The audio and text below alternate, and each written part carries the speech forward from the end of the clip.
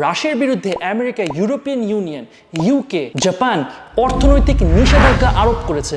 আন্তর্জাতিক বাণিজ্যে Russia dollar, euro, yen, pound কোনো কিছুই ব্যবহার করতে পারবে না। তার মানে তারা আন্তর্জাতিক কোনো লেনদেনে আপাততর জন্য অংশগ্রহণ করতে পারবে না। ভিসা এবং মাস্টার কার্ড, যেটা হচ্ছে আমেরিকান বেসড কোম্পানি, তারা রাশিয়ান ফাইন্যান্সিয়াল ইনস্টিটিউশনসকে অলরেডি তাদের নেটওয়ার্ক থেকে ব্লক করে দিয়েছে।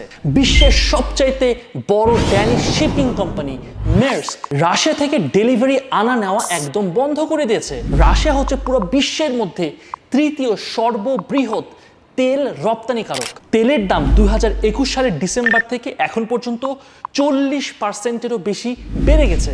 রাশিয়া 36টা দেশ থেকে অলরেডি প্লেন আসা বন্ধ করে দিয়েছে এবং ইউরোপিয়ান ইউনিয়নও রাশিয়ান এয়ারলাইন্সকে ব্যান করে দিয়েছে।